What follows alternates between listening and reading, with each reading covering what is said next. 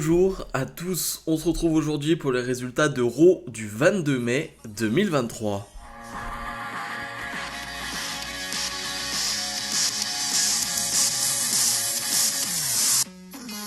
Le show qui s'ouvre directement en backstage alors qu'on voit Cody Rhodes justement arriver dans l'arène. Il va se faire attaquer par The Beast, Brock Lesnar. Cody Rhodes qui va vendre une grosse blessure au niveau de la main. Ça va être une grosse inquiétude tout au long de cette soirée, la participation ou non à Cody Rhodes au match finalement de samedi. Parce que, il semblerait qu'il soit gravement blessé au niveau de la main. Finalement, on revient directement sur le ring où Paul Heyman est là. Et lui, il est là pour te hyper Night of Champions. Il le rappelle, Night of Champions, c'est samedi à 19h heure française. Et oui, c'est en Arabie Saoudite. Donc, je vous le rappelle, c'est bien à 19h samedi. Ne vous trompez pas. Paul Heyman va nous dire que c'est un show avec 3 main events, donc on aura Seth Rollins et AJ Styles pour le titre de champion du monde poids lourd, on aura Cody Rhodes face à Brock Lesnar, et forcément le match qui intéresse le plus Paul Heyman, Roman Reigns et Solo Sikoa face à Sami Zayn et Kevin Owens pour les titres de champion par équipe. Finalement, Paul Heyman va s'en aller et Sami Zayn et Kevin Owens vont arriver. Sami Zayn qui le rappelle, comme lors des dernières semaines, il n'a plus grand chose à dire sur la Bloodline. Il a tout raconté. Certes, c'est une histoire personnelle là d'affronter Roman Reigns et Solo Sikoa, mais lui, il a déjà tout dit.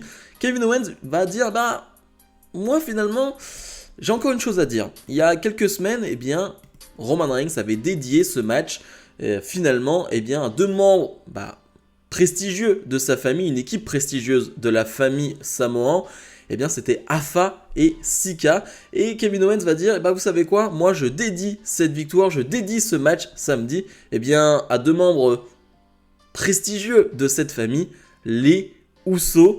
On taquine un peu Roman Reigns du côté de Kevin Owens. Finalement, Imperium vont arriver. Alors qu'on pense que c'est un 2 contre 3, Matt Riddle va arriver et ça va partir en bagarre générale. On rappelle que ce soir, Imperium fera face à Sami Zayn, Kevin Owens et Matt Riddle. Ricochet fait face à Bronson Reed, un match qui va durer 5 minutes. Un match ultra plaisant, un combat vraiment comme on a l'habitude avec Ricochet, David contre Goliath, mais là, encore plus, j'ai envie de dire, parce que Bronson Reed, on le sait, il est impressionnant physiquement, c'est une bête pour le coup, et c'est vraiment cool de voir Ricochet dans cette situation-là. Alors, cool pour nous en tant que voyeurs, j'ai envie de dire, en tant que spectateur, parce que pour Ricochet, je ne suis pas sûr que ce soit aussi cool de se faire malmener de la sorte par Bronson Reed, de se faire vraiment détruire par Bronson Reed, parce que certes Ricochet va avoir des attaques, Ricochet va essayer de revenir à plusieurs reprises dans ce combat, mais à chaque fois ça va être de courte durée et surtout à chaque fois qu'il fait un tombé, Bronson Reed se relève à 1, à chaque fois qu'il met un coup de pied, Bronson Reed se relève aussi. Bref, rien n'est assez suffisant pour battre Bronson Reed pour Ricochet, et Bronson Reed va finalement réussir son enchaînement magnifique, je trouve, avec ce Power Slam qui est vraiment très bien porté de la part de Reed, enchaîné avec son énorme splash. Victoire donc de Bronson Reed qui enchaîne quand même les victoires. La semaine dernière, il avait perdu lors de la Battle Royale et c'était d'ailleurs Ricochet et Ali qui l'avaient éliminé, mais globalement, quand même, il gagne beaucoup de matchs et chaque match de Bronson Reed est plutôt une attraction, donc franchement c'est hyper intéressant. Candice LeRae fait face à Zoey Stark. Zoey Stark qui a le droit à une petite vignette de présentation, comme toutes les superstars de NXT qui arrivent à Raw et SmackDown. Je trouve que c'est vraiment bien pour le coup. La vignette est simpliste, encore une fois. Je demande pas des choses extraordinaires, des choses compliquées, mais on comprend les motivations de Zoey Stark, on comprend que c'est une machine de sport. Bref, ça me suffit, j'en demande pas plus. De temps en temps, ça fait du bien quand même ce genre de vignette. Et donc finalement un match qui va durer très peu de temps, car finalement pendant le match, on a Nikki Cross qui va être là pour soutenir Candice LeRae, mais finalement sa présence va se retourner contre Candice LeRae. Zoey Stark va en profiter, il va remporter ce match donc en 2 ou 3 minutes. On enchaîne les victoires du côté de Zoey Stark. Bon, certes, j'ai envie de dire, tout le monde bat Candice LeRae en 2023, ce qui est vrai. Mais ce qui est dommage aussi, c'est qu'on avait vu Zoey en backstage la dernière fois. Ça aurait été bien de ramener une Indy Hartwell aussi en bord du ring, J'espère que ça arrivera petit à petit, je l'imagine en tout cas. Mais c'est vrai que j'étais assez étonné qu'on continue ce truc avec Nikki Cross. Alors que Mustafa Ali se fait interviewer dans la Gorilla Position, eh bien, Brock Lesnar va lui passer devant et va juste lui dire bon, bah c'est pas ton heure, c'est pas ton temps. Je prends ta place, clairement. Donc la caméra va suivre Brock Lesnar qui arrive donc eh bien, sur le ring. Dommage pour Mustafa Ali qui s'est fait gruger par Brock Lesnar. Dommage. Brock Lesnar arrive donc sur le ring et va prendre le micro et dire déjà la phrase classique de Cody Rhodes, de quoi voulez-vous parler? Et ensuite il va dire, bon, désolé pour vous, Cody Rhodes ne sera pas là ce soir. Et Cody Rhodes ne pourra pas combattre lors de Night of Champions. Du coup, eh bien, je fais un open challenge. Celui qui vient ce soir, eh bien, m'affrontera à Night of Champions. Bien évidemment, on s'en doutait, Cody Rhodes va arriver avec un peu de sécurité, un peu d'arbitre. Et surtout un Cody Rhodes qui a le bras eh bien, dans une attelle, un bras avec plein de glace, etc. Bref, un Cody Rhodes très très mal en point suite à l'attaque de Brock Lesnar plus tôt dans la soirée. Et un Cody Rhodes qui va arriver sur le ring tranquillement, va enlever cette attelle et va se faire attaquer à nouveau par Brock Lesnar qui cette fois-ci va porter sa Kimura Lock sur le bras meurtri de Cody Rhodes. Et Brock Lesnar qui va laisser, j'ai presque envie de dire, un Cody Rhodes sans vie sur le ring. Ne vous en faites pas, on aura bien Brock Lesnar Cody Rhodes lors de Night of Champions. Simplement, on aura un Cody Rhodes très affaibli, ce qui va accentuer encore plus le côté babyface. Bref, un Brock Lesnar qui, ce soir, a vraiment montré eh bien, qu'il était dominant. Alpha Academy, bien évidemment accompagné de Maxine, font face eh bien, aux Viking Raiders accompagnés de Valhalla. Un match qui va durer 5 minutes. Il y a cette volonté depuis quelques semaines chez WWE eh bien, de placer Alpha Academy en tant que babyface. On le voit encore ce soir. Ça fonctionne bien avec Otis qui souvent attend le tag de Gable qui fait souvent le sale boulot au début de combat. Et Otis est là pour faire le hot tag. C'est encore le cas ce soir. Mais surtout, eh bien, la finalité de ce combat, c'est Maxine qui va vraiment aider Alpha Academy, qui va vraiment être utile dans ce moment-là. Elle qui d'habitude eh bien, ne fait pas grand-chose dans les matchs, voilà, elle n'intervient pas. Là pour le coup, eh ben, elle va un peu chercher Valhalla à l'extérieur du ring, ce qui va gêner les Viking Raiders, les distraire, et Gable va en profiter pour porter un roll-up et remporter ce match pour Alpha Academy. Le public était vraiment très heureux. Et il y a de quoi. Franchement, Alpha Academy a très peu de victoires ces derniers mois, ces dernières semaines, j'ai envie de dire ces dernières années. Mais les voir gagner avec donc cette intervention de Maxine, cette distraction de Maxine, je devrais dire, j'ai trouvé ça vraiment bien. Le public était très heureux. Donc, j'ai envie de dire, Alpha Academy en babyface, ok, je suis pour. Maintenant, il va falloir voir comment ça va être construit. Mais dans l'idée, moi, ça me va totalement. Shinsuke Nakamura fait face à Finn Balor. Un combat entre deux anciens champions NXT. Un combat entre deux vétérans des rings. Bref, un combat assez prestigieux sur le papier. Un match qui va durer 8 minutes. Et franchement, un très bon combat. Et je me le disais, je trouve que depuis que Shinsuke Nakamura fait son retour, eh bien je trouve que Nakamura est bien en forme sur les rings. Il y avait son match face à Karrion Kross qui était surprenant mais bon. C'est-à-dire qu'on ne s'attendait pas forcément à un match de cette qualité-là.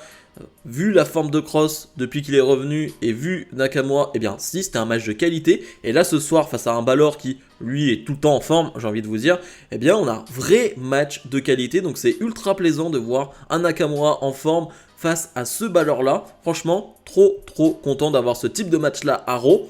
La finalité de ce match, j'ai envie de dire, tout ça est de la faute de Nakamura. Je vais m'expliquer, en gros, eh bien Damien Priest va venir, même pas aider Finn Balor, il va venir juste un peu parler à Finn Balor alors qu'il est dans les cordes, et Nakamura va s'en prendre à Damien Priest, mais pas juste avec simplement un coup, il va vraiment aller à l'extérieur du ring, le mettre par-dessus les barricades, et va se faire attaquer par Balor qui profite de cette situation pour ensuite porter son coup de gras et gagner ce combat.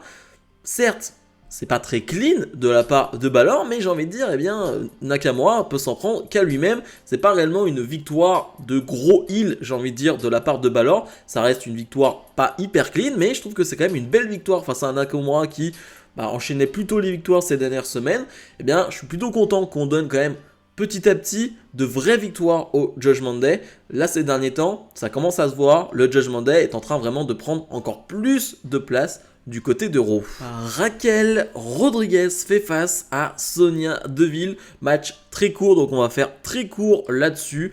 Rien à dire, victoire de Raquel Rodriguez. On va plutôt parler de l'après-match et de tout ce qui se passe autour des titres tag féminins. L'après-match, Chelsea Green et Sonya Deville vont s'en prendre à Raquel.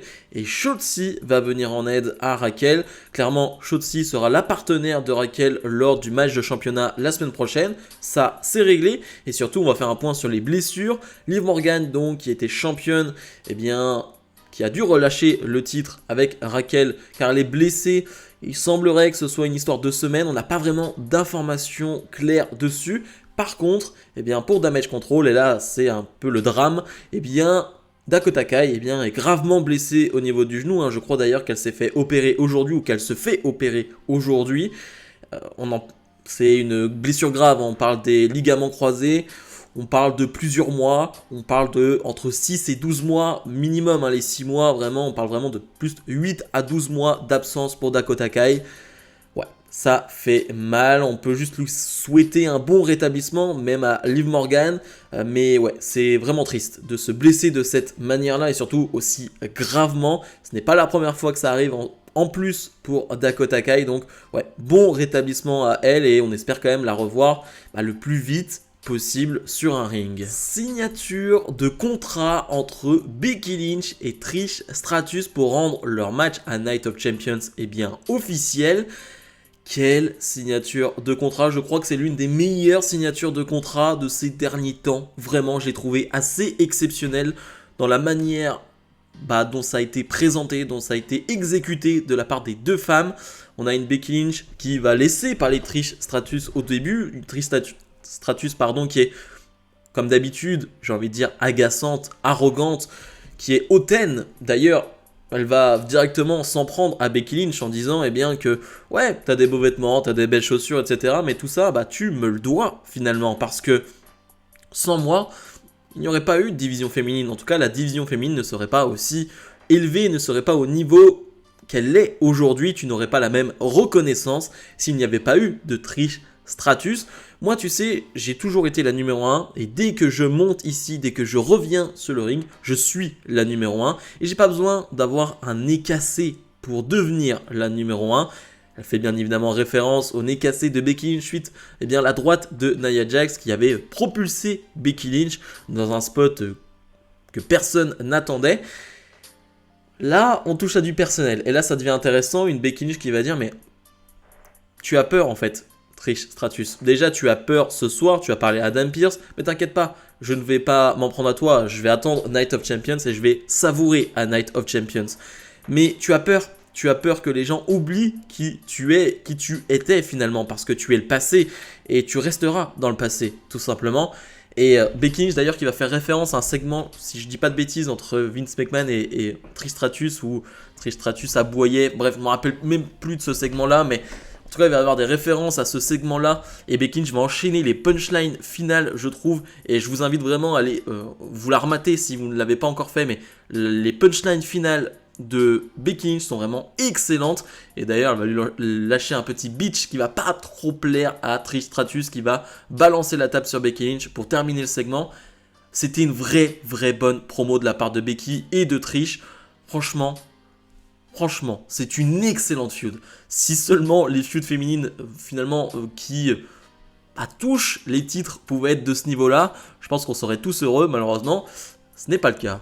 Apollo Crews fait face à Dominic Mysterio. Apollo Crews qui fait son retour du côté de Raw, lui qui a été du côté de NXT pendant quelques mois, et qui fait donc face à Dominic Mysterio.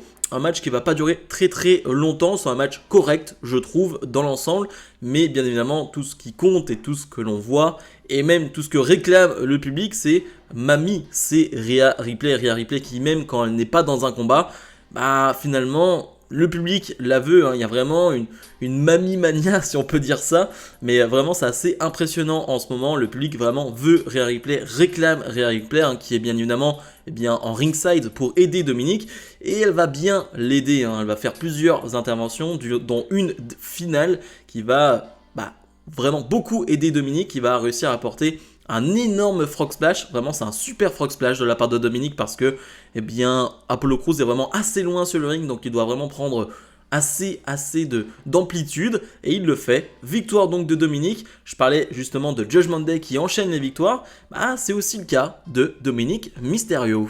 Et le match main event, Imperium fait face à Kevin Owens, Sami Zayn et Matt Riddle. D'ailleurs, je voulais revenir sur la construction de ce match et finalement la mise en avant sur les réseaux sociaux de ce combat. Finalement, il y a quelques jours, ce match avait été annoncé. Juste, Riddle était soi-disant un partenaire mystère. Voilà, Riddle n'était pas annoncé. Donc les gens se sont fait des idées. Ce qui faisait sens, c'était de voir Mustafa Ali à cette place, parce que Ali fait face à Gunther lors de Night of Champions. On a pensé à certains Nakamura, etc. Mais quelques heures avant le show, ils ont décidé d'annoncer que c'était Matt Riddle. Alors, si vraiment l'idée de base était Riddle, je comprends pas vraiment l'intérêt d'avoir mis partenaire mystère, sachant que Riddle est vraiment en équipe avec Owens et Zayn depuis maintenant quelques semaines. Donc en termes de surprise, c'est pas génial. Et même si c'était Ali, c'était pas une grosse surprise non plus. Bref, j'ai pas trop compris le fait d'avoir mis ce truc de partenaire mystère. Bref, revenons à ce combat qui a duré 9 minutes, qui était excellent, vraiment, et surtout très intense. Très intense. C'est-à-dire que vraiment, on va aller à 2000 à l'heure, on n'a pas le temps, vraiment, on n'a pas le temps de prendre de pause, on n'a pas le temps de souffler. Non, on n'a pas le temps pour ça. J'ai eu peur à un moment donné, sur une prise, Sami Zayn, sur une retombée finalement de Riddle qui va sauter sur Gunther, mais finalement t'as Zayn qui est en dessous de Gunther. J'ai eu peur que Zayn se blesse parce que l'arbitre est venu directement le voir, mais bon, ça va, il n'y a rien eu de grave heureusement. Mais sinon, ouais, c'était un excellent combat, et comme d'habitude, hein, quand t'as que des excellents catcheurs sur un ring, ça facilite les choses. Mais vraiment, c'était un très bon match, un bon match que va remporter Zayn, Owens et Riddle. Et surtout, là on se dit que le show est terminé, et non, parce qu'on va aller en backstage où on retrouve Cody Rhodes, toujours aussi mal en point, qui va être confronté à Triple H, le boss. Triple H est là, et Triple H il est là pour une seule chose, convaincre Cody Rhodes d'aller voir les médecins. Et Cody Rhodes ne veut pas aller voir les médecins car il le sait, et Triple H va le dire. S'il va voir les médecins vont lui dire qu'il est blessé, donc il ne pourra pas combattre Brock Lesnar. Et ça, Cody Rhodes il l'a dit, moi je suis pas revenu à Raw pour être un lâche, je suis revenu à Raw pour me battre. Et Triple H qui va finalement comprendre Cody Rhodes, mais il va lui dire, t'as pas besoin de prouver que t'es un dur, on l'a vu, t'as affronté Seth Rollins dans un Hell in a Cell avec un pec déchiré, t'as pas besoin de montrer, t'as pas besoin de prouver à nouveau, t'as rien à prouver au monde entier. Et finalement les deux vont finalement s'entendre parce que Cody Rhodes forcément ne lâche pas le morceau et va affronter Brock Lesnar à Night of Champions.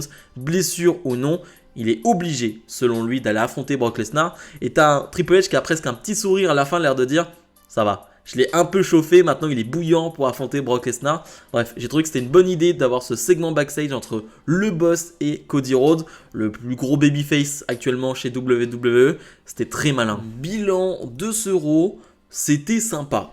Voilà, j'irai pas plus loin. Je trouve que c'était un Raw sympathique. Surtout en termes de promo, de segments, j'ai trouvé que c'était cool. Les matchs ont certains été assez anodins, j'ai envie de dire. Le main event est vraiment excellent. On a des matchs qui passent et tu les oublies rapidement, on va dire. Surtout les matchs féminins qui ont eu lieu ce soir. Bon, c'est pas les matchs qu'on va retenir. Par exemple, Bronson Ricochet est cool, mais ça dure 5 minutes. Voilà. Franchement, on retiendra le main event qui est un vrai bon combat, mais dans l'ensemble, je retiens les promos, je retiens forcément les segments avec Lesnar et Cody Rhodes, que ce soit le segment d'entrée en backstage et le segment final avec Rhodes et Triple H en backstage. Je retiens pour moi finalement la meilleure promo du show, et le moment marquant du show, c'est la promo entre Becky Lynch et Trish Stratus. Toujours aussi dur à dire, Trish Stratus, je galère toujours autant, mais bref. C'est vraiment ce que je retiens de ce Raw, mais dans l'ensemble, c'est un Raw sympa qui va pas plus loin. Je rappelle encore une fois que Night of Champions, c'est ce samedi, donc c'était le dernier Raw avant Night of Champions à 19h. Et je rappelle aussi que mes pronostics de Night of Champions arriveront, jeudi à 18h et mes pronostics de NXT Battleground, qui aura lieu dimanche à 2h du matin pour le coup, j'espère que vous suivez, auront lieu vendredi aux alentours de 18h là aussi. Bref, soyez présents sur la chaîne, il va se passer beaucoup de choses cette semaine. Ma note pour ce show, c'est un bon 7 sur 10. Comme d'habitude, n'oubliez pas de mettre le pouce vers le haut, de vous abonner. Nous, on se retrouve dès demain pour ma review de NXT. Salut, salut!